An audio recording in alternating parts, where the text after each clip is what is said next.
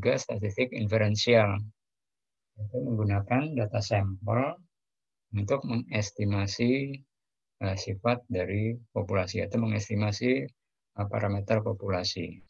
Tapi juga inferensial ini digunakan untuk menguji parameter dari populasi. Kemarin sudah kita pelajari melakukan uji hipotesis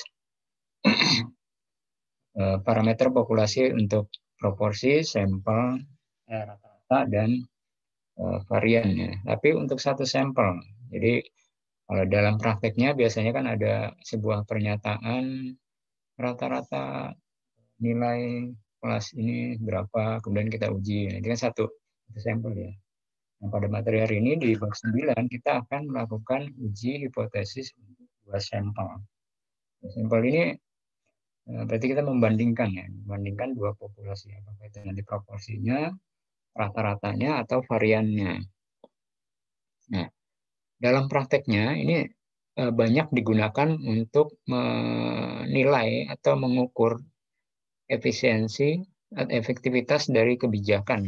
Jadi misalnya pemerintah mengeluarkan sebuah kebijakan untuk mengatur suatu kegiatan gitu ya. Nah, ini diukur apa kegiatan ini, kebijakan ini efektif enggak? Caranya gimana mengukurnya? Membandingkan kondisi sebelum kebijakan tersebut dilaksanakan dengan kondisi kebijakan tersebut telah dilaksanakan. Jadi dibandingkan mana yang lebih baik gitu ya. Nah, ketika ada perbedaan yang signifikan, bisa dikatakan bahwa kebijakan itu efektif. Bisa juga ketika teman-teman ingin menguji, misalnya belajar tanpa mengikuti bimbel dengan belajar setelah mengikuti bimbel. Nah, hasilnya seperti apa? Ini dibandingkan kondisi nilai mata kuliah sebelum kita mengikuti bimbel itu seperti apa rata-ratanya. Kemudian setelah mengikuti bimbel itu seperti apa rata-ratanya. Itu dibandingkan. Ada bedanya enggak gitu ya? Ada bedanya secara signifikan enggak? Kalau ada perbedaan signifikan, nah ini bisa dikatakan bahwa kita mengikuti bimbel itu efektif ya. Bimbelnya itu bisa meningkatkan hasil nilai kita gitu ya. Itu implementasinya di dalam keseharian ya. Nanti juga teman-teman ketika di dunia kerja juga akan menemui hal-hal seperti itu, membandingkan kondisi atau efektivitas dari kebijakan ya. Nah ini jadi materinya banyak, jadi mungkin nanti karena konsep dasarnya kita sebenarnya sudah paham di materi sebelumnya di bab 8 ya, di mana uji hipotesis itu nanti kan sebenarnya ada dua metode ya, dengan critical value atau value. Yang kalau buat saya paling mudah itu kan critical value. Kalau buat saya, nggak tahu teman-teman, paling mudah itu critical value. Kita menghitung nilai statistisnya, kemudian kita posisikan nilai statistis itu ada di sebelah mana dari critical value-nya, gitu kan. Kalau statistisnya berada di dalam area kritis, maka keputusan uji hipotesis tersebut adalah tolak H0. Juga sebaliknya, kalau tidak berada di dalam area kritis, maka keputusannya adalah tidak tolak H0. Kesimpulan sama, kesimpulan itu bagaimana kita menjawab pertanyaan, menjawab klaim atau pernyataan yang disampaikan seseorang atau sebuah lembaga. Yang harus kita ingat juga kemarin, bagaimana kesimpulan itu tergantung dari original claim-nya. Original claim-nya apakah dia mengandung persamaan gitu kan ya. Apakah mengandung persamaan equality atau tidak. Kalau mengandung persamaan, maka nanti kesimpulannya adalah kata-katanya ada menolak gitu ya. Tapi kalau tidak mengandung persamaan, ada kata-kata mendukung klaim. Nah, itu yang harus kita bawa juga di materi hari ini di bab 9.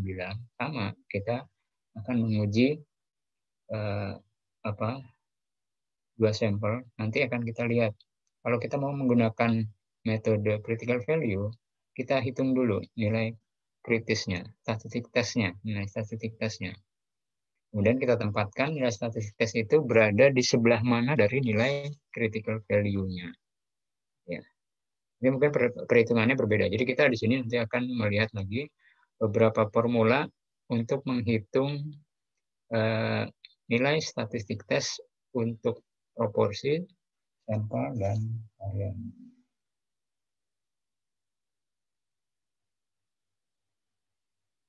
Ini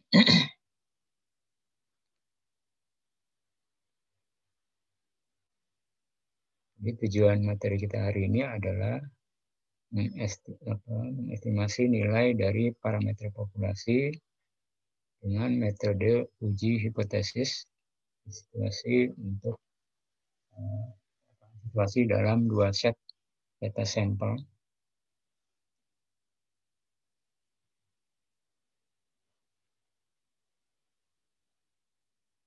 Nah, ini langsung aja ya. Yang pertama, nanti ini di materi hari ini ada tiga hipotesis ya, proporsi, rata-rata, dan varian. Jadi bagian pertama diferensial tentang 2 proporsi. Kita menguji ada beda nggak, ada beda signifikan nggak, ada perbedaan signifikan nggak antara 2 proporsi populasi gitu ya. Ada proporsi populasi.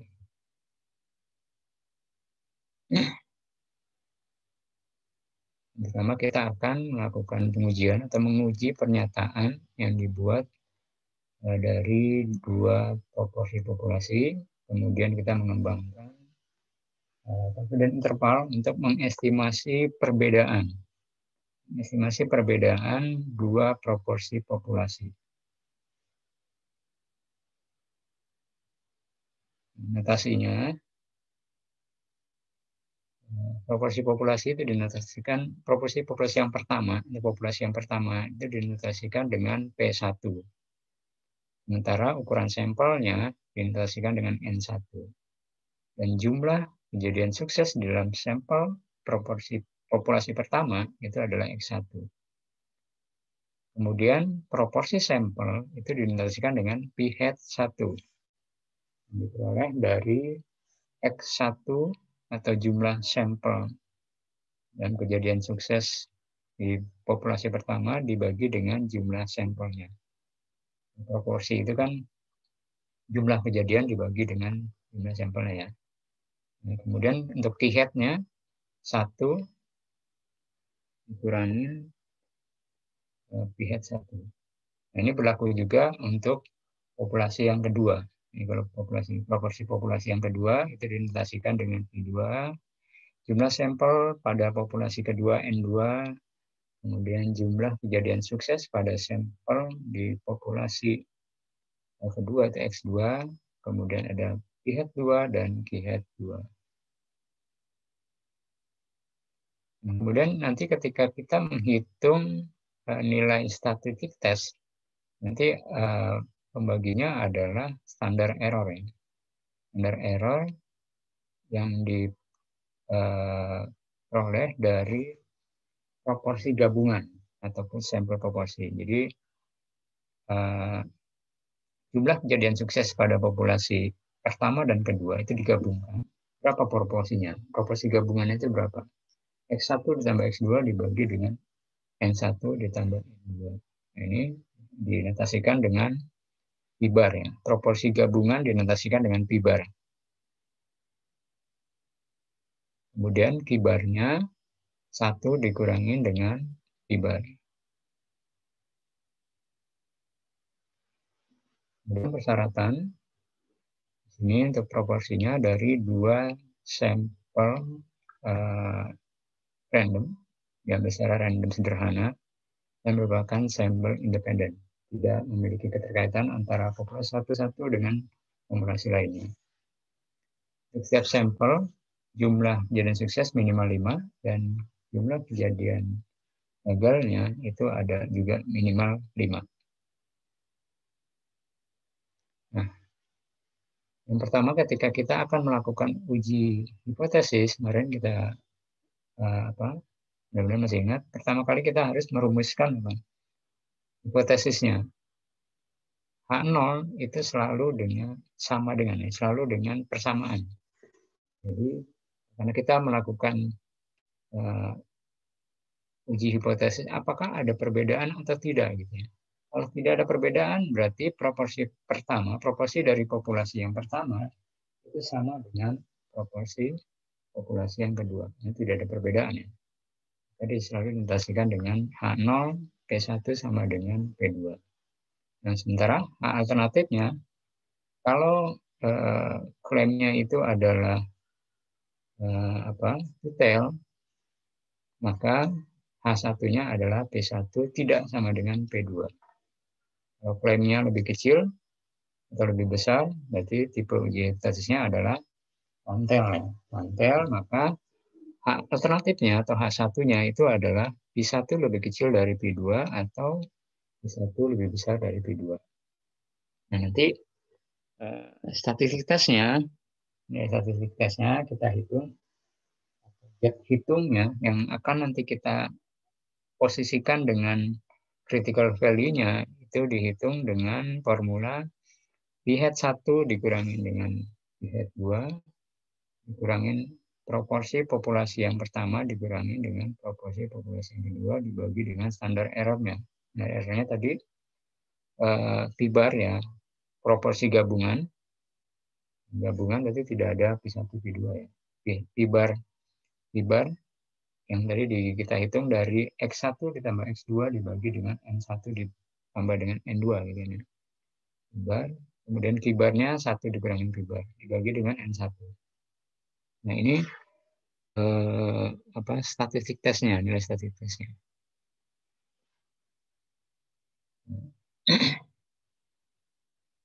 Ini ada asumsi di formula ini kan ada ini ya, P1 dikurangi dengan P2. Ini diasumsikan dia selalu sama dengan 0. Jadi pada saat kita menghitung nilai statistik tesnya, di mana P-bar 1 dikurangin P-bar 2 dikurangin dengan P1 dikurangi P2 itu sama dengan 0. Diasumsikan dia adalah H0. Jadi selalu 0 ya. Di formula ini nilainya selalu 0 ya. Selalu 0. Dan nanti yang kita hitung adalah P-hat 1 dikurangi P-hat 2. Di beberapa literatur ya, itu biasanya ada yang tidak menyertakan, tidak menuliskan angka belakang ini. Karena dia selalu 0, tidak perlu dituliskan. Tapi di buku Triola dia disebutkan dengan asumsi P1 dikurang P2 sama dengan 0. Nah, ini P-hat 1, X1 dibagi dengan N1.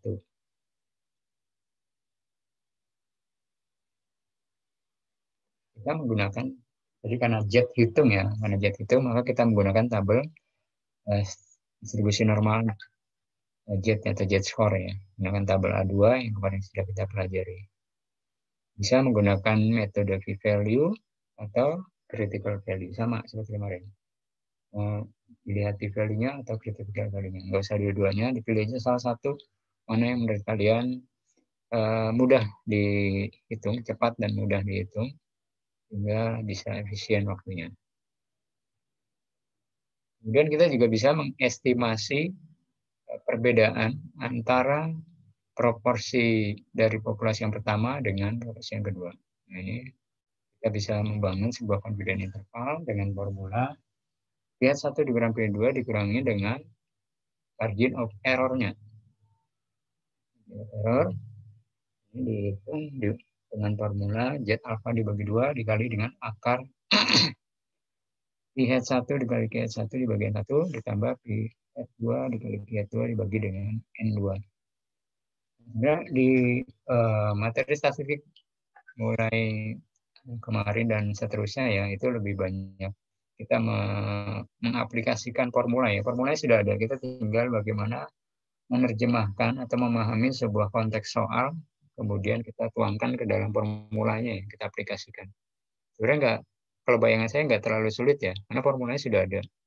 Dan kita tinggal memasukkan ini aja. Nanti kita membuat sebuah keputusan dan mengambil kesimpulan. Jadi ketika kita diminta untuk menguji sebuah pernyataan, apakah ada perbedaan signifikan antara proporsi pada populasi yang pertama dengan kedua, ini kita menggunakan tabel JET ya. JET, kita hitung nilai statistiknya atau kita hitung nilai JET hitungnya, kemudian kita sandingkan dengan critical value-nya atau JET tabelnya. Itu kalau menggunakan metode critical value. Ini sebuah contoh. Berikut hasil dari sampel yang diambil secara acak sederhana dari penumpang yang duduk di barisan depan, ya, penumpang depan yang terlibat dalam kecelakaan mobil.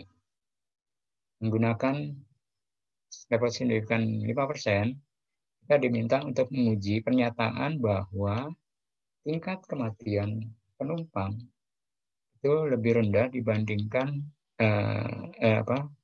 tingkat kematian penumpang itu rendah ketika mobil itu memiliki airbag ya atau kantung udara ya. Ini kita ingin menguji. Ada mobil yang sampel, ada 2 sampel.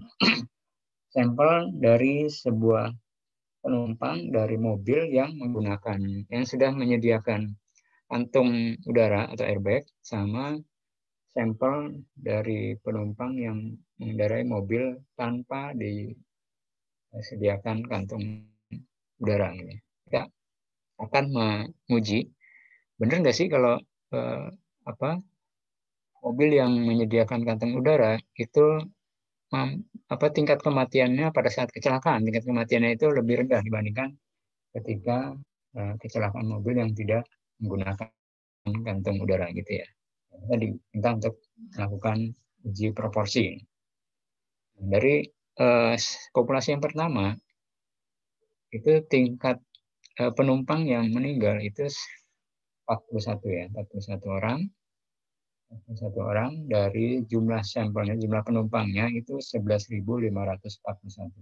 Pada populasi pertama di mana mobil itu menyediakan kantung udara, ada kantung udara, ada airbagnya. Kemudian di populasi yang kedua itu jumlah kematiannya 52 orang dari jumlah total penumpang di mobil yang tidak menyediakan airbagnya itu 9.853. Kalau kita hitung secara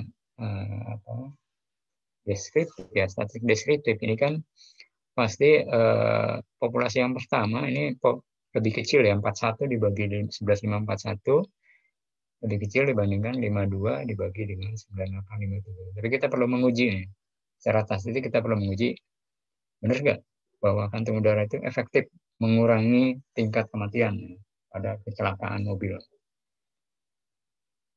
Nah, persyaratannya harus terpenuhi. Ada yang pertama 2 sampel random, 2 sampelnya dipilih secara acak sederhana.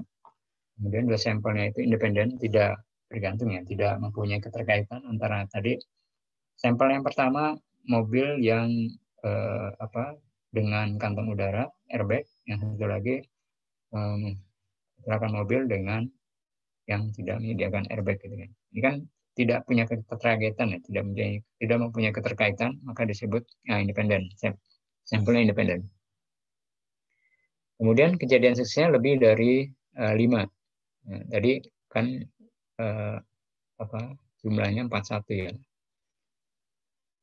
41 sama 52. Yang 41 sama 52 lebih dari 5. Nah, langkah pertama kita notasikan dulu pernyataannya. Benar nggak di sini? Kita diminta untuk menguji bahwa tingkat kematian penumpang itu lebih rendah, lebih power ya, lebih kecil. Berarti apa? Wantel kan ya, lebih kecil pada mobil yang memiliki kan airbag. Jadi P1-nya lebih kecil dari P2. Proporsi yang dari populasi pertama lebih kecil dari proporsi yang kedua. Nah, kemudian yang kedua, kita harus cari, karena original claim-nya adalah one tail lebih kecil, maka kita cari H0-nya, H alternatifnya. Jadi kalau misalnya P1 lebih kecil daripada P2 itu salah, maka yang benar adalah sama dengan atau lebih besar ya. P1 bisa lebih sama dengan P2 atau lebih besar dari P2. Nah, karena P1 lebih kecil dari P2 tidak mengandung persamaan, maka disebut dengan H alternatif. Kemudian H0-nya P1 sama dengan P2. Ingat, H0 selalu sama dengan, selalu mengandung persamaan. H0 selalu mengandung persamaan. Sementara H1-nya dia lebih kecil atau lebih besar atau tidak sama dengan. Maka formula hipotesisnya yang kita rumuskan adalah H0 sama dengan P1 sama dengan P2. Dengan alternatifnya, P1 lebih kecil dari P2. Level of signifikannya 5%. Kita menggunakan distribusi normal. Di sini kita hitung nilai proporsi gabungan dulu ya, nilai proporsi gabungan. Dan karena nanti ini akan dilibatkan di dalam menghitung nilai statistik tesnya di standar errornya di bagian bawahnya, di baginya. Di headnya, P-bar-nya adalah X1 ditambah X2 dibagi dengan N1 tambah N2. Jumlah kejadian sukses X1 41, kemudian kejadian sukses pada populasi yang kedua itu adalah 52 dibagi dengan jumlah sampel pada populasi pertama dan sampel pada populasi kedua. Maka P-bar-nya adalah 0,04347. Dan P-bar-nya 1 dikurangin 0,004347 sama dengan 0,9. Sudah menemukan P-bar dan Q-bar. Kemudian kita hitung nilai statistik tesnya. P-hat 1 dikurangi P-hat 2 dikurangi dengan proporsi populasi 1 dikurangi proporsi populasi yang kedua dibagi dengan akar dari P-bar dikali Q-bar dibagi dengan N1 ditambah P-bar dikali Q-bar dibagi dengan N2. Yang diketahui dihitung hasilnya adalah statistik sebesar minus 1,91. Kalau hasilnya negatif, menunjukkan bahwa proporsi pertama kan lebih kecil ya, lebih kecil dari proporsi yang kedua. P1 lebih kecil dari kedua. Hasilnya negatif. Kita perlu uji, benar nggak nih? Ada beda signifikan nggak gitu ya? Memang kalau kita lihat ada perbedaan, tapi masalahnya signifikan apa enggak gitu kan? Secara statistik signifikan atau tidak? Maka kita perlu uji hipotesis. Kita lihat kalau kita menggunakan metode p-value, kita lihat di distribusi normal, tabel distribusi normal, nilai statistik tes tadi ya 1,91 itu luas areanya karena dia minus ya, dia minus, maka luas area yang ada di tabel itu dari sebelah kiri sampai dengan titik jet hitungnya. Minus 1,91, luas areanya adalah 0,0281.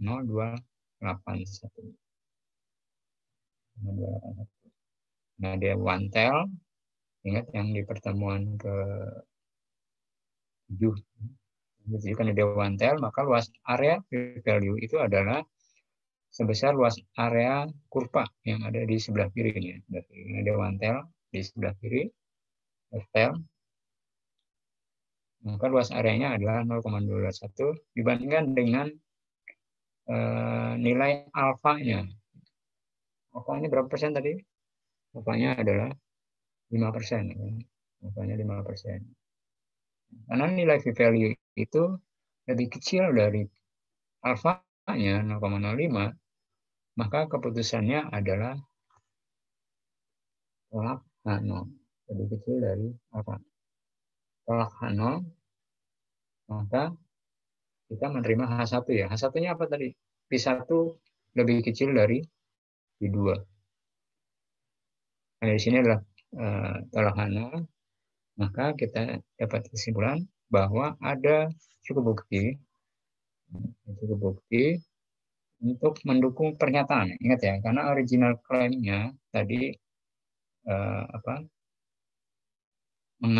tidak mengandung persamaan ya. Jadi di soalnya kan tidak mengandung persamaan kan original claim-nya. Ini original claim-nya bahwa tingkat kematian lower kan. Rendah. Dia berarti tidak mengandung persamaan. Maka kesimpulannya adalah ada kata-kata mendukungnya, supportnya. Kita lihat, tidak ada cukup. Di sini ada cukup bukti untuk mendukung pernyataan bahwa proporsi tingkat kematian kecelakaan penumpang dalam mobil dengan airbag itu lebih kecil dibandingkan yang tanpa airbag. Gitu. Jelas bahwa adanya airbag ini mampu mengurangi tingkat kematian. Nah, di sini dari hasil uji hipotesis, proporsi kecelakaan pada penumpang dengan airbag itu lebih kecil dibandingkan dengan penumpang dengan mobil tanpa airbag.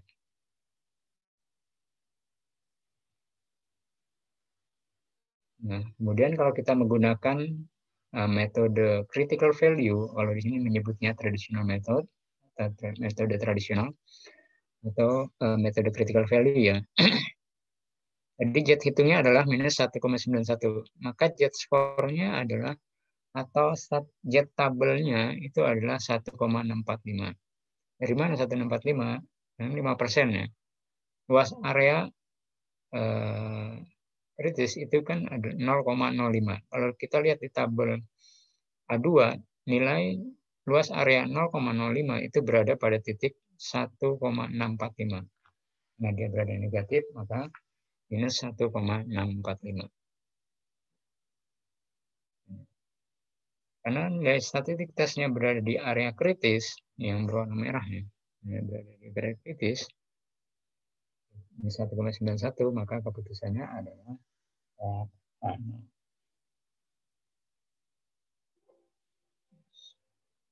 sampai sini paham? Gampang ya, kemarin kalau di pertemuan sebelumnya sudah paham, mudah-mudahan di sini juga paham. Yang mau ditanyakan, silakan. Kalau nggak latihan biasanya belum ini ya, belum nyatu antara tangan sama pikiran itu belum meresap ya.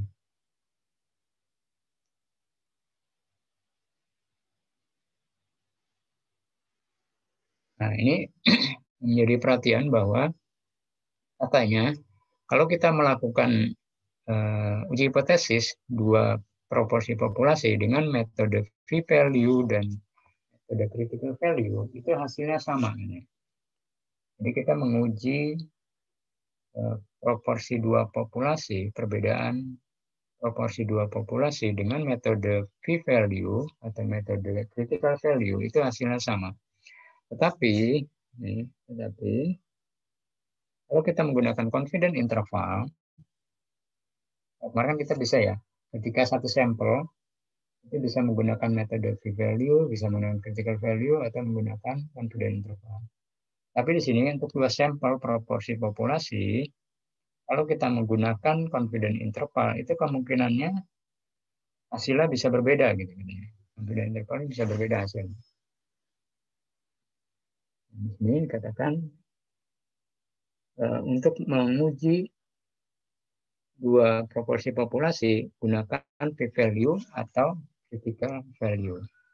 Kalau kita ingin menggunakan confidence interval, itu untuk mengestimasi perbedaan. Dia hanya untuk mengestimasi perbedaan antara proporsi dua populasi.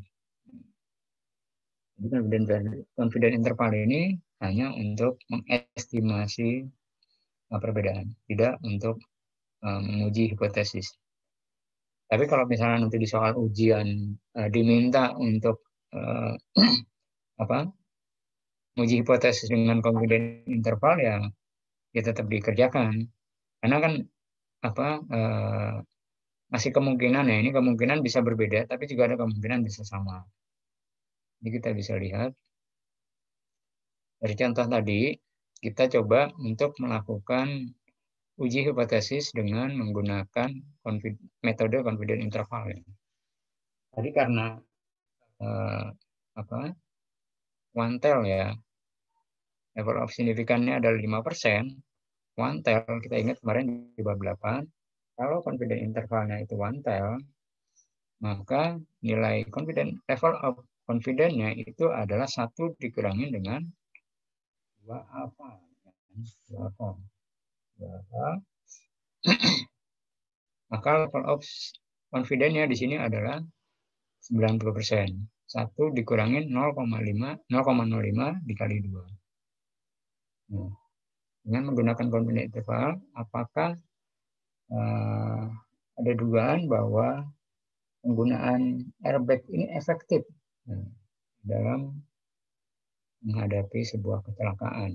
Efektif nggak penggunaan airbag-nya?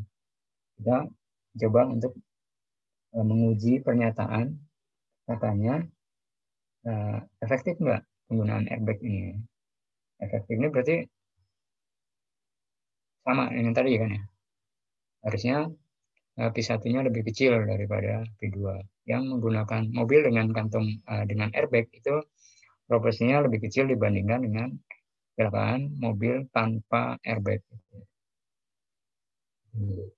Kita hitung tadi margin of error-nya Z alpha dibagi 2 dikali akar P hat 1 dikali Q 1 ditambah P hat 2 dikali Q 2 dibagi N2. Apa dibagi 2 itu 1645. 45 karena kan 10% bagi 2 ya, 5%. Maka Z alpha bagi 2 adalah 1,645. Sehingga margin of error-nya adalah 0,00150. Dan kemudian kita buat lower limit-nya. Lower limit-nya P hat 1 dikurangi P hat 2 dikurangi dengan margin of error. Sedangkan upper limit-nya, batas atasnya itu P hat 1 dikurangi dengan 2 ditambah dengan margin of error. Sehingga di sini kita ketahui bahwa rentang nilai confidence interval perbedaan antara proporsi P1 dengan P2 itu berkisar antara minus 0,00323 sampai dengan minus 0,000218.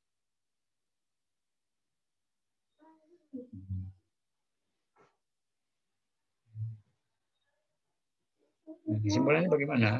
Di dalam confidence interval, dalam rentang confidence interval kalau tidak mengandung nilai 0, ini kita lihat di sini ya, rentangnya antara minus 0,00323 sampai dengan minus 0, di dalamnya tidak ada angka 0 ya, tidak mengandung nilai 0.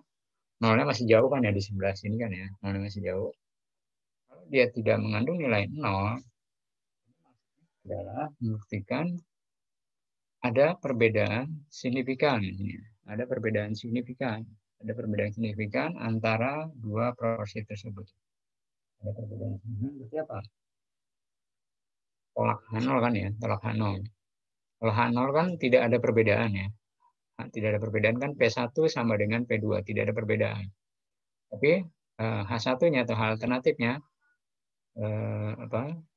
P1 lebih kecil dari P2. Ada perbedaan signifikan.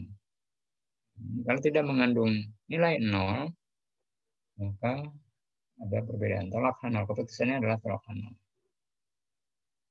Nah, maka di sini confidence interval menunjukkan ada dugaan bahwa tingkat kematian itu lebih rendah terjadi pada penumpang di dalam mobil dengan airbag dibandingkan dengan penumpang di dalam mobil tanpa airbag. Jadi dengan metode confidence interval ini ternyata sama juga hasilnya. Tapi memang tidak selalu ya, tidak selalu sama. Kalau tadi ada peringatan bahwa kemungkinan bisa berbeda hasilnya kalau kita menggunakan confidence interval. Tapi kebetulan ini hasilnya sama. Kenapa bisa terjadi? Nah, di sini kalau dihitung kita nanti teman-teman bisa baca ya. Kalau kita implementasikan di formula ini, statistik tesnya, ketika kita menghitung nilai statistik tes, P hat 1 dikurang P hat 2 dikurang ini kan sebenarnya formula aslinya itu kan P bar ya. P bar 1, P bar dikurangin P bar dibagi N1 ditambah P bar dikali Q bar dibagi N2. Ini kalau kita ganti dengan standar error di dalam formula margin of error di confidence interval, itu ternyata hasilnya sama. Kebetulan hasilnya sama. Formula yang asli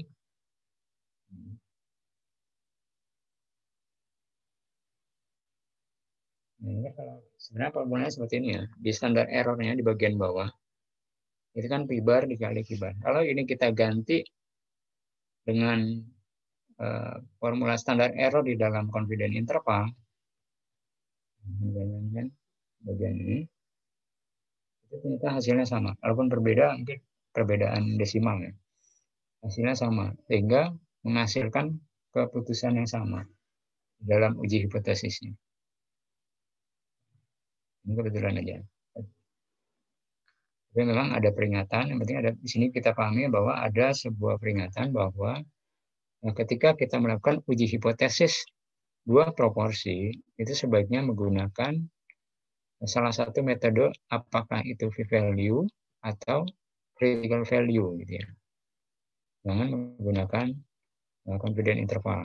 Confidence interval hanya digunakan untuk mengestimasi perbedaan antara dua proporsi populasi tersebut. Tapi kalau di soal nanti soal UAS diminta melakukan uji hipotesis dengan confidence interval, ya tetap kita lakukan. Oke, sampai sini ada pertanyaan? Itu terkait dengan uji hipotesis proporsi.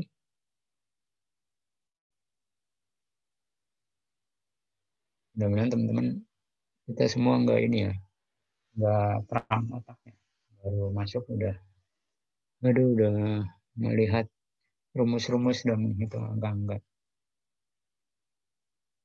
Oke, berikutnya kita inferensial dua rata-rata. Ini dua rata-rata. Nanti ada sampel independen dan sampel dependen. Ini yang dalam penerapan tadi sering digunakan untuk menguji efektivitas sebuah kebijakan. Ya. Misalnya penjualan manajer ini ingin melatih karyawannya, ada enggak nih setelah dilatih penjualan meningkat enggak kayak gitu kan ya. Nah ini diuji kondisi sebelum ada pelatihan dengan setelah ada pelatihan. Ini beberapa kata-kata teman-teman kayaknya ada yang menulis tentang uji beda rata-rata ini. Jadi dilihat kondisi, membandingkan dua kondisi, misalnya sebelum pandemi dengan setelah pandemi. Nah, ini kita bisa menggunakan inferensial ini. Inferensial dua rata-rata. Independent sample dan dependent sample.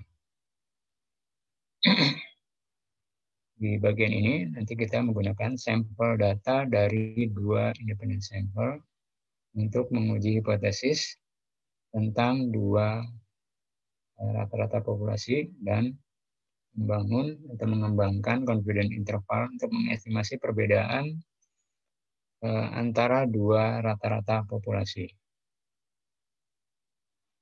Nah, ada dua kondisi di dalam independent sample. Yang pertama, ada situasinya adalah dua populasi ini standar deviasinya tidak diketahui ya. Situasi pertama, standar deviasinya tidak diketahui.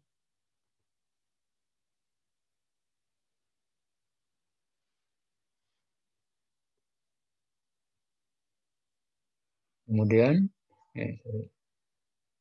situasi pertama diketahui, independent sample, dua sampel populasi, terus sifatnya independen ya, tidak berkaitan. Populasi yang pertama dengan populasi ini tidak mempunyai keterkaitan.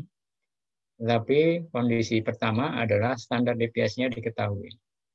Kemudian situasi yang kedua, standar deviasinya tidak diketahui, tetapi diasumsikan standar deviasi dari populasi pertama itu sama dengan standar deviasi populasi yang kedua.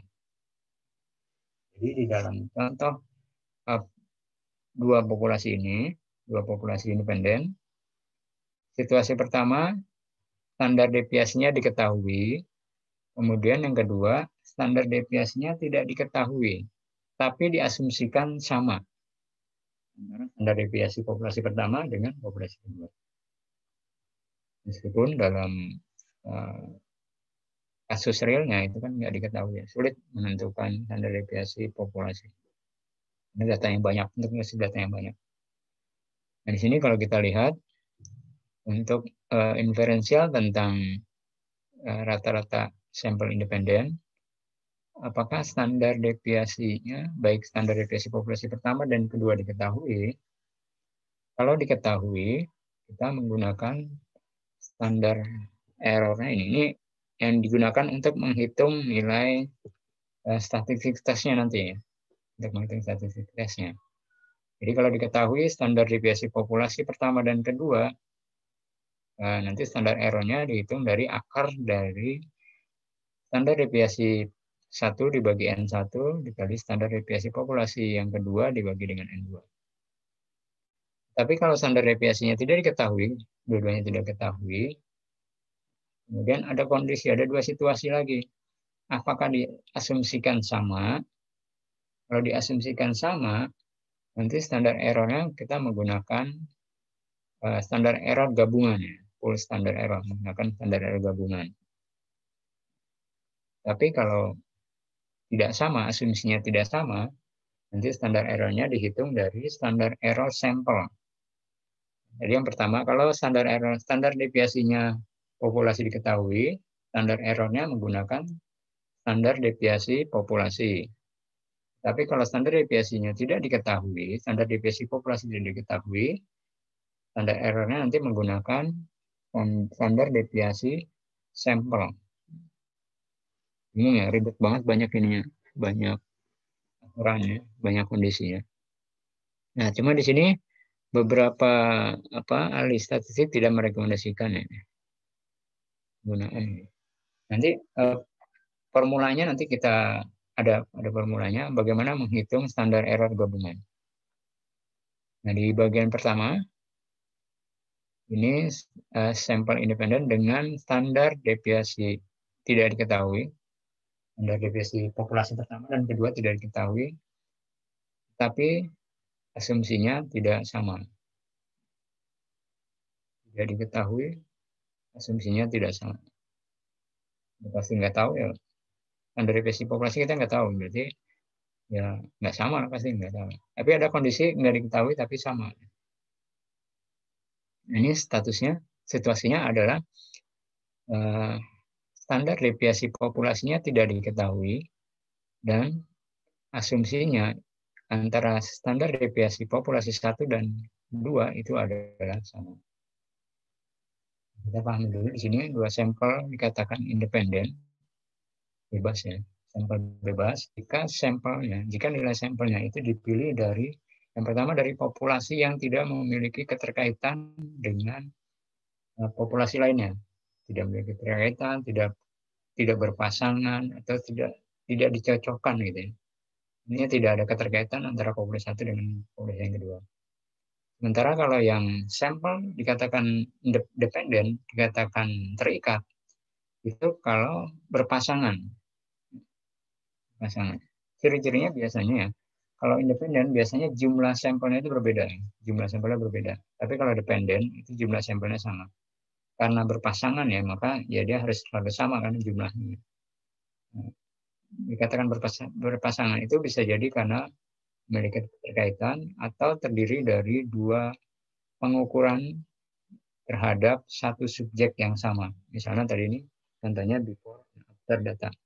Jadi misalnya nilai statistik sebelum ikut bimbel sama nilai statistik setelah ikut bimbel. Semua nilai mahasiswa di data yang belum ikut nilai sebelum ikut bimbel itu berapa? Rata-rata kan. Setelah ikut bimbel nilai rata-ratanya berapa? Ini dibandingkan. Ini namanya sampel berpasangan.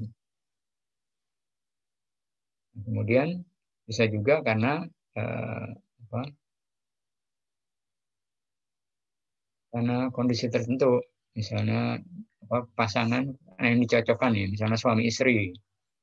Bisa juga karena hubungan tertentu, kayak misalnya pilkada ya, pilkada itu kan ada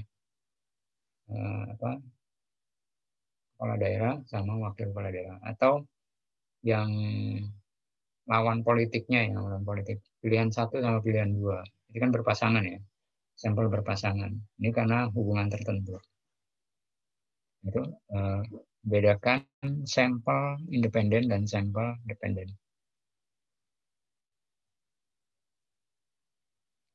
Notasinya untuk rata-rata populasi itu μ1 untuk standar deviasi yang pertama, sigma 1 ukuran sampel yang pertama N1 dan rata-rata sampel X bar 1. Kemudian standar deviasi sampel S1 dan ini berlaku juga untuk populasi yang kedua. μ2, sigma 2, N2, X bar 2 dan S2.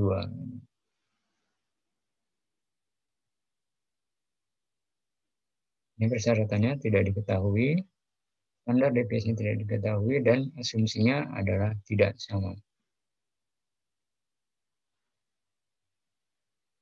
Sampel independen diambil secara acak sederhana, kemudian salah satu kondisinya terpenuhi, N1 lebih besar dari 30 atau N2 lebih besar dari 30, atau keduanya berasal dari populasi yang memiliki distribusi normal. Nah, jadi nanti kalau teman-teman yang bikin KTTA tentang uji beda rata-rata untuk sampel independen, ini syaratnya ini ada.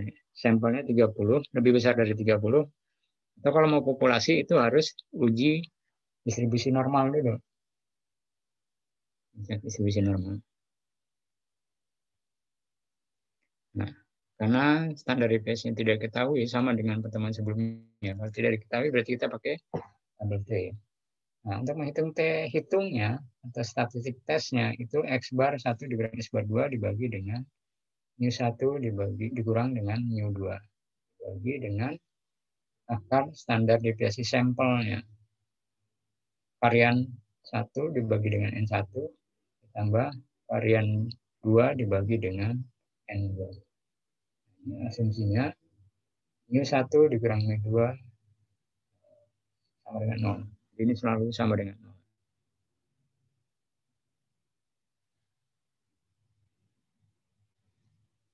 Kemudian untuk melihat tabelnya, degree freedom yang digunakan yang mana? Gitu. Kan ada 2 sampel, N1 dan N2, maka degree of freedom-nya, karena dia kan independen ya. Independen itu kan bisa jadi sampel pertama jumlahnya sedikit, sampel kedua jumlahnya lebih banyak.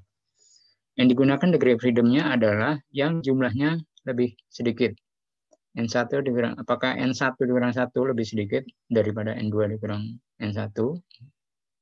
Nanti pilih apakah N1 atau N2 yang jumlah DF-nya lebih kecil gitu ya. Nah, itu nanti yang digunakan untuk melihat critical value di tabel A3. Kemudian kita juga bisa mengestimasi perbedaan rata-rata populasi dengan confidence interval. Formulanya adalah X bar 1 dikurang X bar 2 dikurangi dengan margin of error.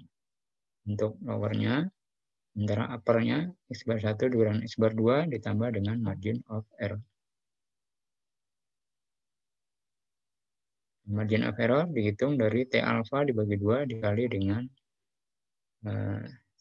standar deviasi 1 dipadatkan atau varian ke-1 di bagian 1 ditambah varian 2. Di sini kalau kita lihat standar errornya ini ya. Ini kalau kita lihat di perhitungan, ini sama ya. Varian 1 di bagian 1 ditambah varian 2 dibagi dengan N2. Kita lihat di formula T hitungnya, ini kan standar errornya sama ya. Varian 1 di bagian 1 tambah varian 2 di bagian 2. Karena sama, ini kemungkinan lebih besar samanya ketika kita menggunakan metode critical value atau p-value atau confidence interval di dalam melakukan uji hipotesis rata-rata, beda rata-rata. Jadi kalau di proporsi tadi, confidence interval ini kemungkinan akan berbeda ketika kita melakukan uji hipotesis dengan menggunakan confidence interval ketika uji proporsi. Tapi dalam uji beda rata-rata untuk sampel independen, mana standar error yang digunakan itu adalah sama, maka kemungkinan besar ini keputusannya adalah sama, apakah kita menggunakan critical value, value atau confidence interval.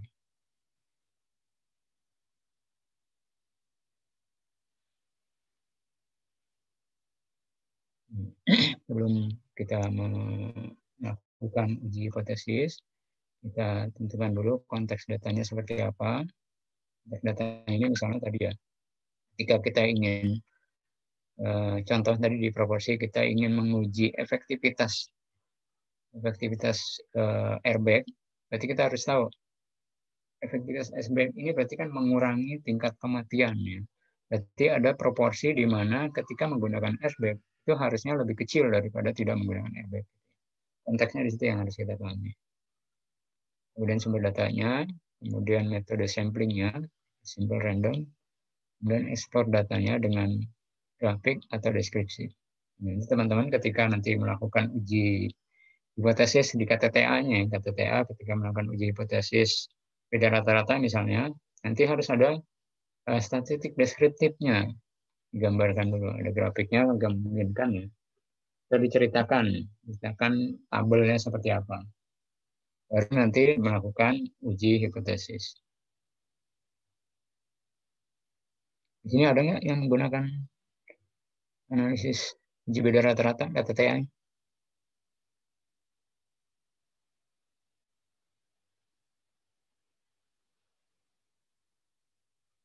Saya enggak, Pak. Saya aktif. Kalau aktif.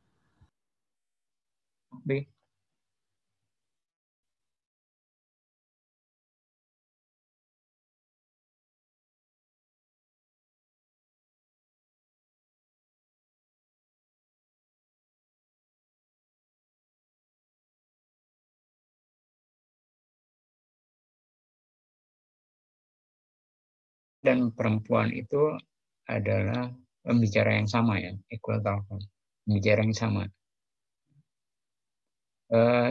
Judul ini mengacu pada sebuah penelitian yang mengatakan bahwa jumlah kata-kata yang diucapkan laki-laki dan perempuan dalam setiap harinya. Jadi ini ada data, ini adalah jumlah kata-kata yang diucapkan oleh laki-laki dan perempuan setiap harinya. Jumlah laki-lakinya, jumlah sampel pertama itu adalah 186, perempuan itu 210. Yang jumlah kata-kata yang diucapkan itu sebanyak 15.668,5 per hari. Sementara rata-ratanya untuk perempuan itu 16.215 per hari. Nah, dengan menggunakan level of significance 5%, kita diminta untuk menguji pernyataan bahwa laki-laki dan perempuan itu ketika berbicara itu menyampaikan kata-kata jumlahnya, rata-rata jumlah yang sama ya dalam setiap harinya. Datanya ada perbedaan nggak? Kalau kita lihat datanya di sini ada perbedaan nggak? Sekilas kita lihat. Nah, di sini kan rata-rata aja 15.600, ada perbedaan sedikit ya. Maka kita perlu uji, ada perbedaan signifikan nggak gitu. Statistik kan untuk memastikan bahwa ada perbedaan. Setiap perbedaan pasti ada ya, ada perbedaan. Cuma dikatakan dalam statistik itu signifikan nggak perbedaannya itu. Kalau nggak signifikan ya berarti sama, dianggap sama, nggak ada berbeda. Gitu. Tapi kalau perbedaannya signifikan berarti bisa dikatakan berbeda. Ini kita lihat jumlah rata-rata jumlah kata yang diucapkan laki-laki itu sebanyak 15.608 dengan standar deviasinya adalah 1.632,5. Ini tidak diketahui ya standar deviasi populasinya kan, tapi diketahui standar deviasi sampel satu dan standar deviasi sampel 1 dan 2 itu kan tidak sama ya. Tidak sama. Di sini kita notasikan, kita rumuskan hipotesisnya H0 mu1 sama dengan mu2. Rata-rata populasi yang pertama itu sama dengan yang kedua. Karena di sini klaimnya, original klaimnya adalah di sini kan menguji persamaan, the same ini ya, kan sama ya, mengandung persamaan ya kan. Kata-kata yang diucapkan laki-laki dan perempuan setiap harinya itu jumlahnya sama, rata-rata jumlahnya itu sama. Jadi one tail atau two tail? One tail atau two tail? Two tail. Two tail ya. Nah, di sini katakan the same ya, sama ya. Berarti tipe uji hipotesisnya adalah two tail. Lawannya adalah tidak sama. Maka H1-nya adalah mu1 tidak sama dengan mu2. Kemudian kita hitung nilai statistik tesnya dari T hitungnya. Rata-rata dari sampel 1 dikurangi dengan sampel kedua, rata-rata sampel kedua dikurangi 0, dibagi dengan varian dari sampel pertama dibagi dengan N1, ditambah dengan varian dari dibagi dengan N2. Ini hasilnya adalah minus 0,670. Jadi kalau hasilnya minus, mu1 laki-laki ya lebih kecil daripada perempuan. Lalu kita uji, benar nggak nih? Signifikan nggak gitu kan? Signifikan nggak? Kita hitungnya minus 0,67. Dia berada di area kritis nggak? Sehingga nanti kita bisa putuskan bahwa ada atau tidak ada perbedaan signifikan. Kita lihat di sini. Nah, nilai statistik tesnya adalah 0,676. Sementara T hitungnya, T tabelnya kita lihat ada degree of freedom 0,05. Kita lihat degree of freedom yang paling kecil ya. Jadi, ini kan syaratnya adalah small. Degree of freedom-nya adalah yang paling kecil. Apakah itu N1 atau N2? N1-nya berapa? N1-nya yang laki-laki itu 186. Hanya 210. Maka degree of freedom-nya 186 dikurang 1, 185. Untuk perempuan 210 dikurang 1, 29. Berarti yang lebih kecil adalah degree of freedom laki-laki. Maka ketika kita melihat critical value di dalam tabel A3 menggunakan degree of freedom laki-laki ya, 185, karena lebih kecil dari degree of freedom perempuan. Kalau kita lihat degree of freedom alpha 5% karena dia two tail, dan teman-teman lihat di tabel A3 two tail 5%. Pada degree of freedom 185 itu critical value-nya adalah minus 1,972. Sementara statistik tesnya itu minus 0,676. Ya. Dia berada di luar area kritis, ya kan? Area kritisnya atau critical value-nya minus 1,972, sementara statistik tesnya itu minus 0,67. Dia berada di area yang warna hijau. Hijau. Sehingga karena dia berada di luar area kritis, maka keputusannya adalah fail to reject. Ini adalah fail to reject. Gagal untuk menolak H0. Artinya apa? Tidak menolak H0. H0-nya itu adalah mu1 sama dengan mu2. Laki-laki itu sama dengan perempuan. Ya kan? Karena pernyataannya adalah mengandung persamaan, maka kesimpulannya tadi ada kata-kata menolak ya, rejection ya. Ada kata-kata rejection, menolak. Ini tidak ada cukup bukti untuk menolak pernyataan. Kita nggak punya cukup bukti untuk menolak pernyataan bahwa laki-laki dan perempuan itu mengucapkan rata-rata jumlah kata yang sama setiap harinya. Jadi kalau ada yang mengatakan perempuan lebih cerewet dari laki-laki, kayaknya enggak juga ya. Kalau dari sini ternyata sama, laki-laki sama dengan perempuan ya kan.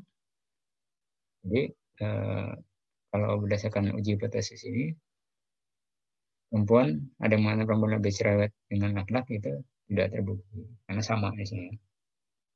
Nah, kata-kata yang diucapkan itu setiap harinya adalah sama. Oke, di sini ada pertanyaan?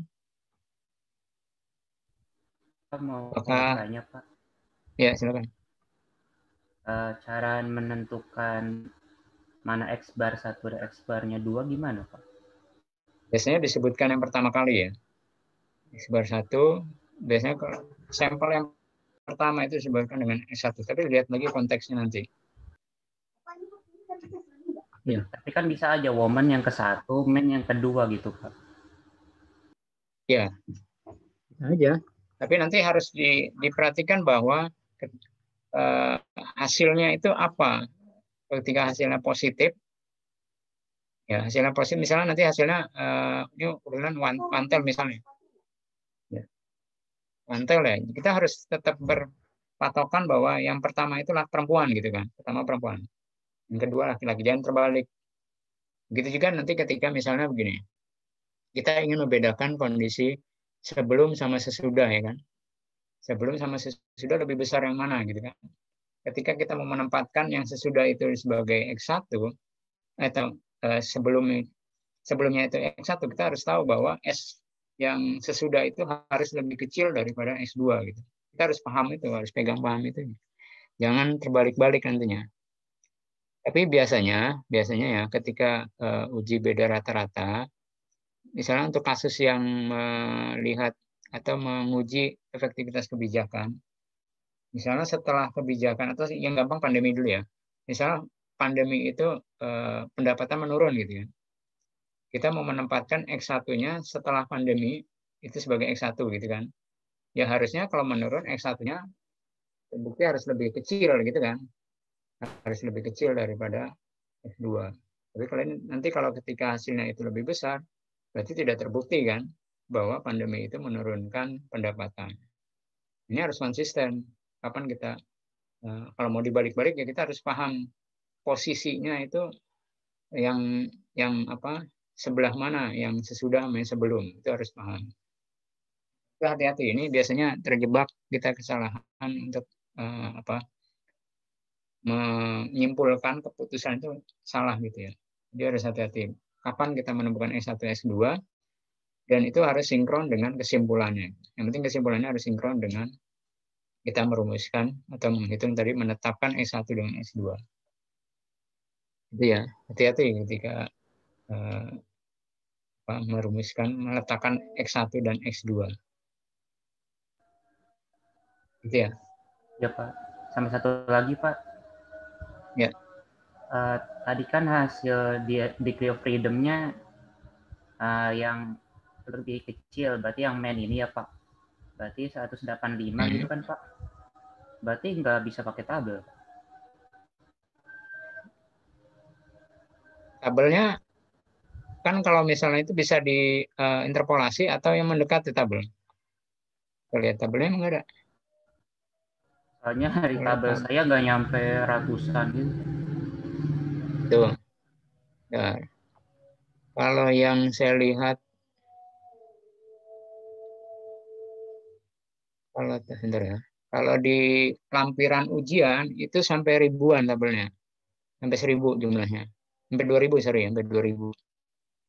Ya, itu nanti bisa dilihat. Jadi bisa menggunakan interpolasi, tapi bisa juga menggunakan mana yang paling dekat gitu ya. Jadi teman-teman boleh tidak usah repot-repot menghitung interpolasi. Kalau contoh di sini, sorry, saya coba share di sini tabel yang biasanya menjadi lampiran di dalam ujian.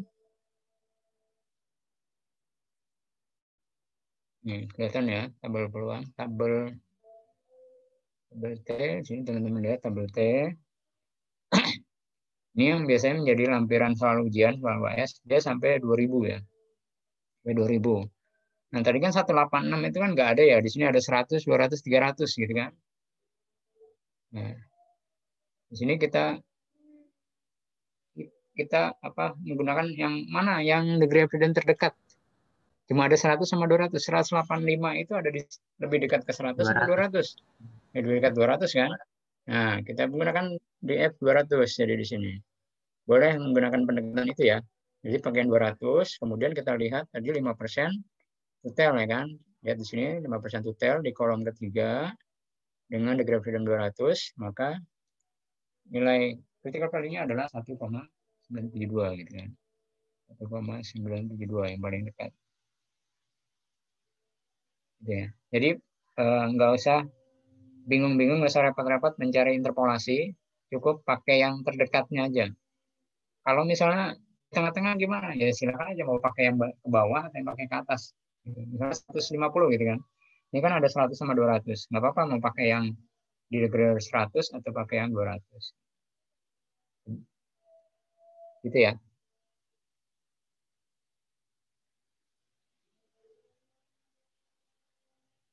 Ada lagi pertanyaan? Kan?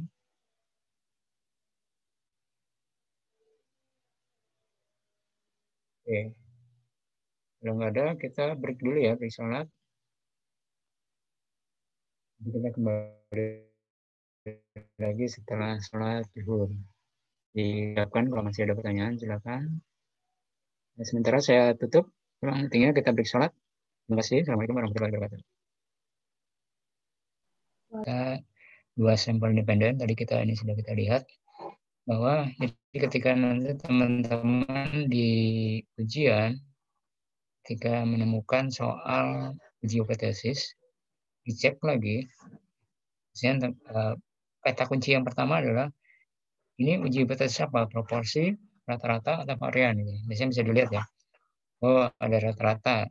Nah, berarti kalau rata-rata, kita lihat apakah standar deviasinya diketahui atau tidak. Kita lihat di sini, kalau standar deviasi populasi ya, standar deviasi populasinya tidak diketahui. Bisa dilihat.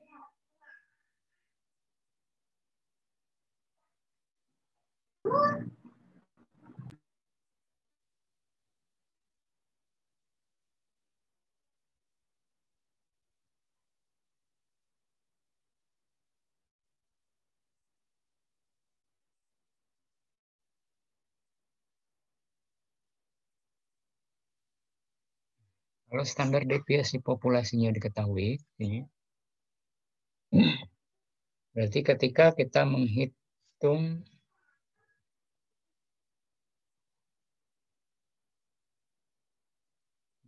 statistik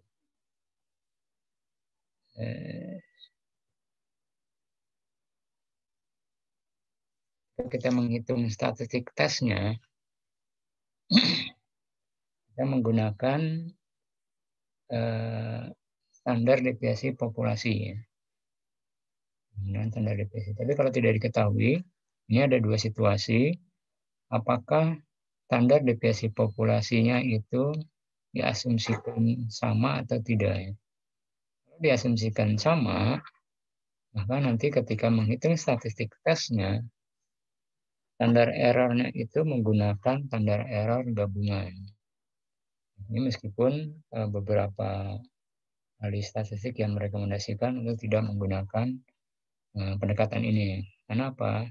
Kalau misalnya rata-rata populasinya itu mungkin bisa sama ya, kalau rata-rata populasi mungkin bisa sama. Tapi rata-rata standar deviasi populasi sama itu kemungkinan sangat kecil ya, jarang terjadi. Hingga makanya beberapa ahli statistik tidak merekomendasikan untuk menggunakan pendekatan ini. Yang sering digunakan adalah ketika standar deviasi populasinya itu diasumsikan tidak sama ya. Tidak sama, maka nanti standar errornya ketika menghitung statistik tesnya itu menggunakan formula standar deviasi sampel. Kita lihat ini sebenarnya formulanya sama ya, yang pertama dengan kedua, hanya beda populasi atau sampel. Standar deviasi populasi atau standar deviasi sampel. Ini tadi kita sudah membahas kalau misalnya asumsinya adalah tidak sama.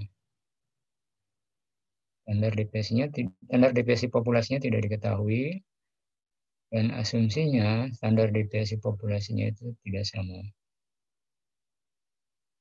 Jadi kita menguji pernyataan apakah laki-laki atau perempuan itu mengucapkan jumlah kata-kata yang sama setiap harinya. Rata-rata jumlah kata itu sama. Ternyata tidak ada perbedaan. Dan berikutnya, untuk sampel independen dengan standar deviasi populasinya diketahui. Nah, kalau standar deviasi populasi diketahui, berarti kita menggunakan standar deviasi populasi untuk menghitung statistik tesnya.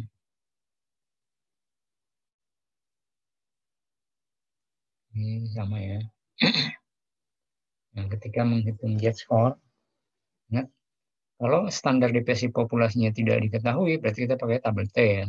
Tapi kalau diketahui, kita pakai tabel Z. Nah, ini statistik tesnya kita hitung dari X bar 1 dikurangi X bar 2. Dibagi dengan Y1 dikurangi dengan Y2. Dibagi dengan akar standar deviasi populasi 1, varian populasi 1 dibagi dengan jumlah sampel 1 ditambah varian populasi kedua dibagi dengan jumlah sampel yang kedua.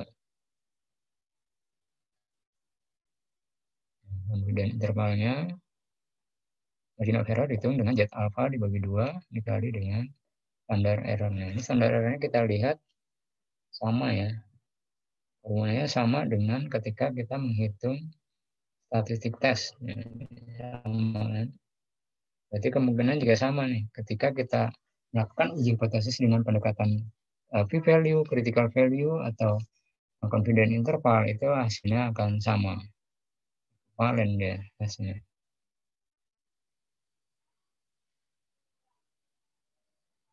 Ini kemudian, ini sorry karena masih banyak materinya.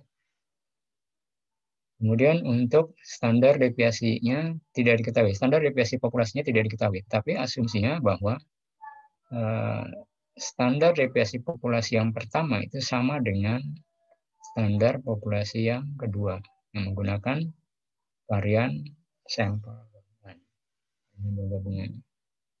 Ini asumsinya sama ya. Jadi meskipun di kenyataannya jarang ditemukan bahwa varian populasi 1 itu sama dengan varian populasi 2. Jarang sekali. Ini berasal dari dua populasi di mana standar deviasinya tidak diketahui, tetapi diasumsikan standar deviasi populasi 1 sama dengan standar populasi 2. Sampel independen, duanya diambil secara acak sederhana, memenuhi persyaratan N1 lebih besar dari 30 atau N2 lebih besar dari 30, atau kedua sampel berasal dari populasi yang memiliki distribusi normal. Nah, jadi karena standar deviasinya tidak diketahui, kita menggunakan tabel T. Nah, tabel T, ini pembaginya atau standar errornya ini menggunakan varian gabungan, full sampel varian gabungan. Nah, formulanya adalah varian kuadrat P gabungan dibagi dengan N1. Dan varian gabungan dibagi dengan N2. Varian gabungan dihitung dari N1 dikurangi 1 dikali varian sampel. Varian sampel yang pertama ditambah dengan N2 dikurangi 1 dikali varian sampel yang kedua. Dibagi dengan N1 dikurangi 1 ditambah N2 dikurangi 1. Ya sekali ya formula. Nah, degree of freedom-nya kita menggunakan tabel T, berarti kan kolom sebelah kiri nanti degree of freedom-nya diperoleh dari N1 tambah N2 dikurangin 2. Kemudian confidence intervalnya X bar 1 dikurangi X bar 2 dikurangin margin of error untuk lower limitnya, sementara upper limitnya X bar 1 dikurangi dengan X bar 2 ditambah dengan margin of error. Ini strateginya asumsikan bahwa standar DPS 1 dan standar DPS populasi 2 itu tidak diketahui, tapi diasumsikan tidak sama dan mengasuki asumsinya tidak sama.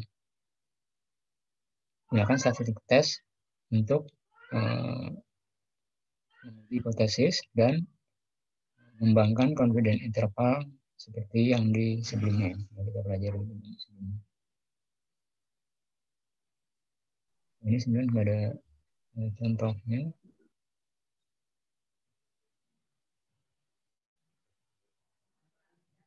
Ini. Kemudian ini inferensial untuk sampel berpasangan. Tadi sampel tidak berpasangan, sampel bebas, independent sampel. Sekarang sampel berpasangan, match pair atau pair di sampel biasanya.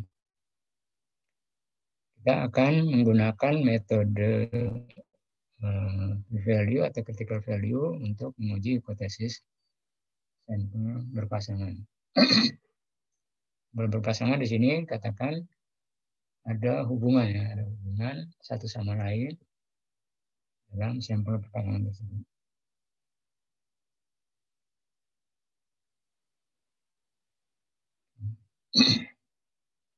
Ini dikatakan bahwa karena uji hipotesis dan confidence interval menggunakan distribusi dan standar error yang sama, maka keputusannya atau hasilnya itu akan sama ya, ekuivalen misalnya. Konsekuensinya H0 itu perbedaan rata-ratanya itu sama dengan 0.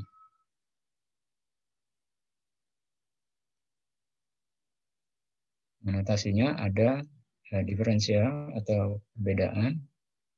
Ini D itu dinotasikan dengan perbedaan individu antara dua nilai masing-masing yang berpasangan. Jadi dihitung perbedaan antara satu variabel, misalnya sampel yang pertama dengan sampel pertama di populasi yang kedua. Sampel pertama di populasi pertama dengan sampel pertama di populasi kedua itu selisihnya berapa? Perbedaannya berapa? Itu notasinya adalah D. Kemudian dirata-ratakan. Nah, perbedaan itu dirata-ratakan mu D. Mu D atau rata-rata different. Rata-rata different untuk populasi data berpasangan, populasi data berpasangan. Kemudian D bar ini rata-rata dari nilai rata-rata dari perbedaan D-nya ini. Kalau ini rata-rata perbedaan populasinya, tapi kalau yang D bar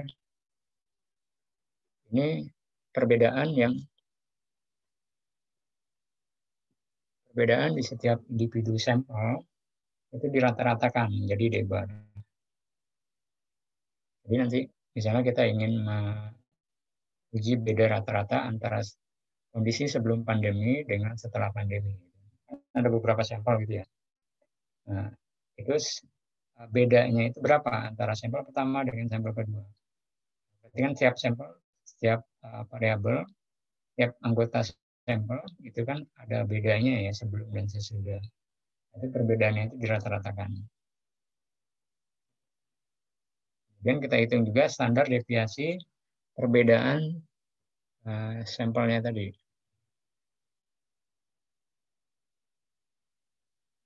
Dan jumlah data yang berpasangan. Ini sampel datanya adalah dependen. Kalau tadi independen, sekarang adalah dependen, terikat, jadi berpasangan. Namanya berpasangan pasti jumlahnya sama ya antara N1 dengan N2. Kemudian sampel diambil secara acak sederhana. Jumlah sampelnya lebih besar dari 30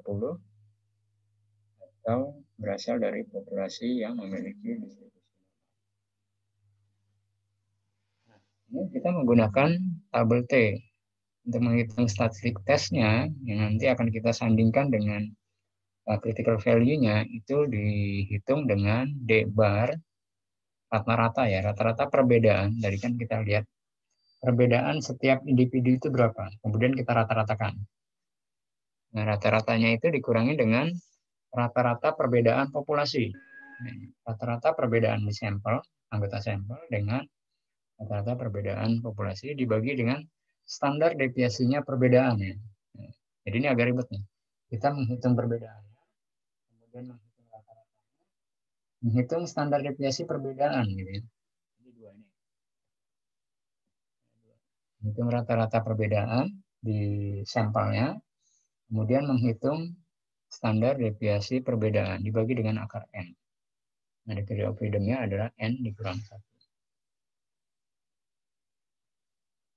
Kemudian tabel 3. Sementara untuk confidence intervalnya dihitung dari lower limitnya adalah D bar dikurangin margin of error, dengan uppernya D bar ditambah margin of error. Contohnya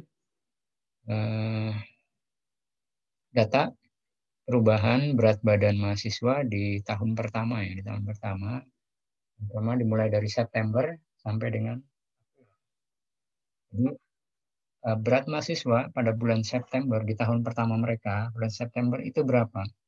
Kemudian di bulan April itu berapa? Ada bedanya enggak gitu ya? Setelah beberapa bulan dari September sampai April itu ada perbedaan, ada penambahan berat badan enggak gitu ya? Kemudian kita dengan menggunakan data tersebut dengan level of significance 5%, kita diminta untuk menguji ya. Di sini menguji itu tes pernyataan bahwa populasi mahasiswa perubahan rata-rata perubahan berat badannya dari mulai September sampai dengan April itu sama dengan 0 kg. Jadi sebenarnya kan nggak ada perbedaan dari bulan September sampai dengan April, perubahan berat badan mahasiswa nggak ada perbedaan ya. Rata-rata perubahan berat badan mahasiswa di tahun pertama mereka itu tidak ada perubahan. Kalau teman-teman kan udah di tahun ketiga nih, kemungkinan ada perubahan ya, kemungkinan. Tapi di tahun pertama mereka, ini klaim menyatakan bahwa tidak ada perubahan atau sama dengan 0 di sini. Equal sama dengan 0. Yang tadi pertanyaan, kapan kita mau naruh yang September yang ke-1 atau April yang ke-1 gitu. Kan sebenarnya kita membedakan ya berat badan di bulan September sama dengan April ya. Ini kebetulan ujinya adalah detail, mungkin nggak terlalu ini ya, nggak terlalu sulit menentukan kita mau September dulu atau April dulu. Nah, ini karena pertanyaan di sini adalah change ya, perubahan, dia meningkat atau menurun gitu kan, meningkat atau menurun. Makanya sebenarnya kita untuk memudahkan itu yang kita ambil dari April dulu kan, mengurangi. Kalau dia ada peningkatan berarti kan April dulu dikurangi dengan September ya, ada perubahannya. April dulu dikurangi dengan September. Di sini dilihat data di bulan April, ini ketahui yang terbarunya kan April ya. Berat badannya adalah 66, 52 dan seterusnya. Sementara di bulan September itu adalah 67, 53 dan seterusnya. Nah, perbedaannya itu April dikurangi dengan September. Nah, itu perbedaannya. Nah, jadi ketika kita ingin menghitung statistik tes, kita hitung perbedaannya, kita hitung rata-rata perbedaannya, gitu kan. Kita hitung standar deviasi perbedaannya, gitu kan. Ini datanya berat bulan April sudah diketahui, dan September sudah diketahui, kita hitung perbedaannya. Perbedaan dari bulan April ke September. Dari bulan September ke April itu perbedaannya berapa? Dan kita hitung rata-ratanya. Hitung rata-ratanya dan kita hitung standar deviasinya. Jadi kalau perbedaannya minus 1, minus 1, 4, minus 2, kemudian 1, kalau kita jumlahkan, kan 1 ya. Itu minus 2 ditambah 4, 2 dikurangin 2, 0 ditambah 1, 1. Jumlahnya 1 perbedaannya. Kalau rata-ratanya berarti 1 dibagi 5. Sama dengan 0,2.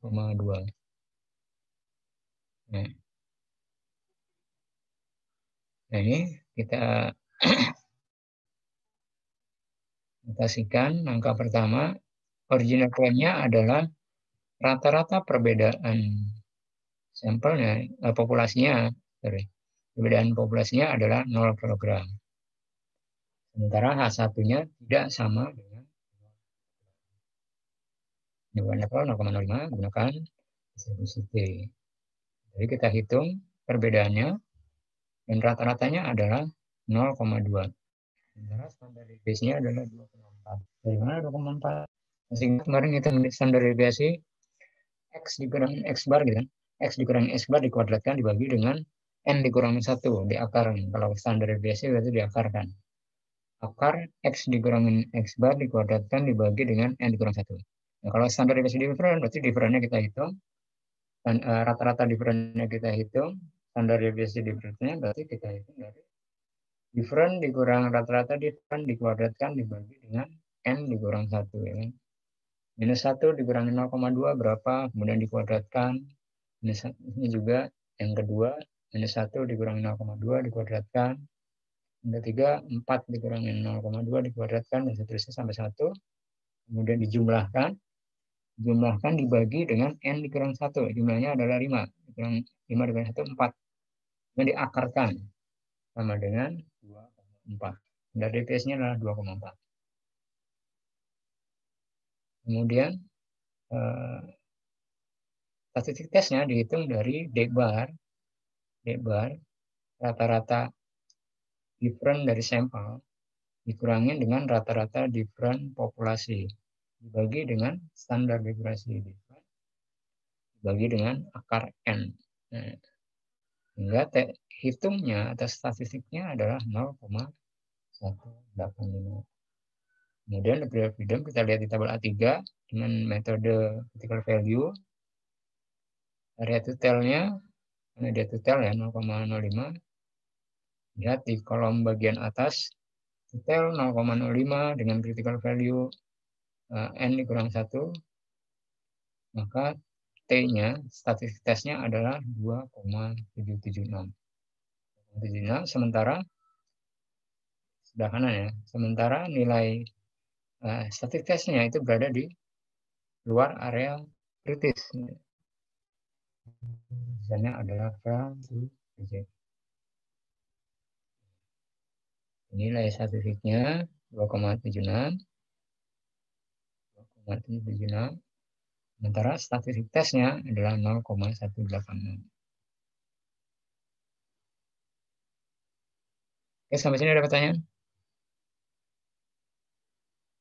Nah, ini yang uji hipotesis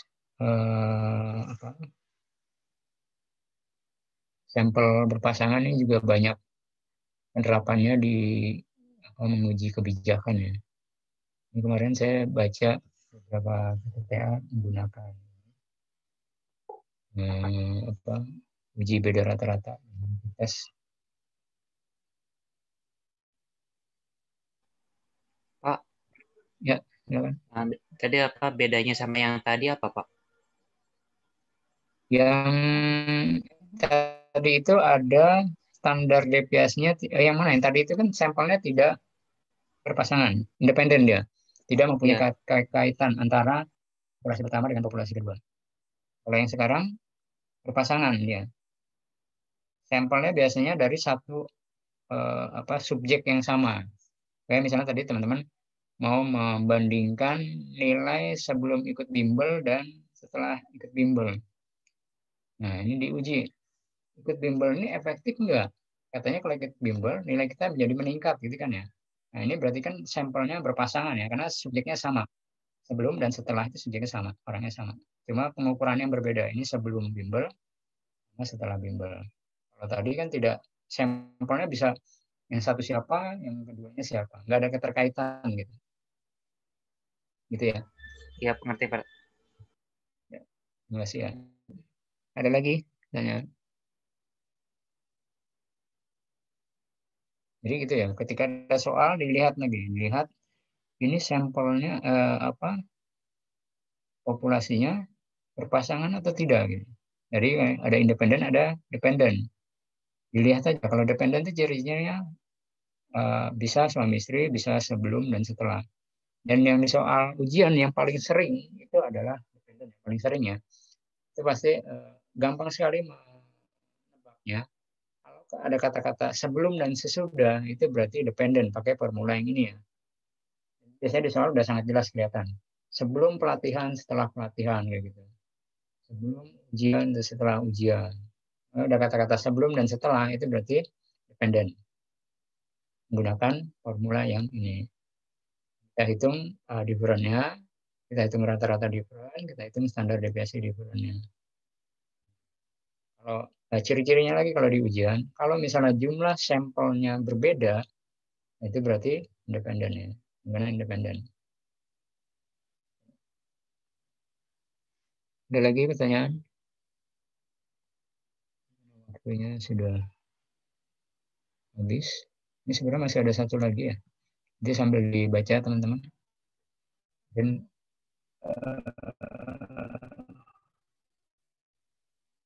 temuan berikutnya sedikit kita bahas.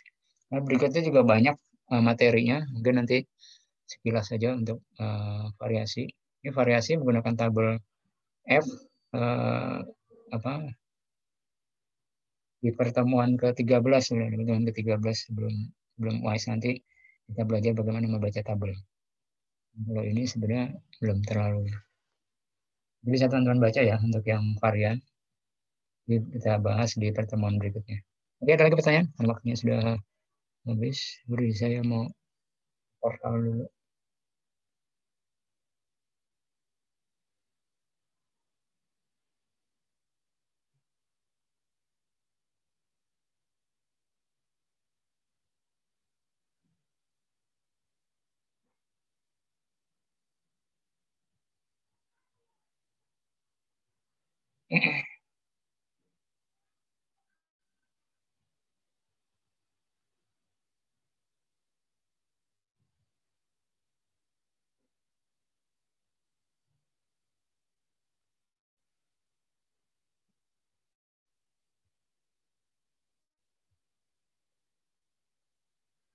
Oke, nggak ada pertanyaan. Kalau ada pertanyaan silakan di posting di grup ya, dua grup atau ke saya biasa.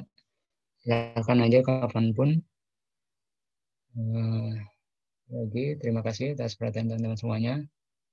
Mohon maaf kalau ada kesalahan.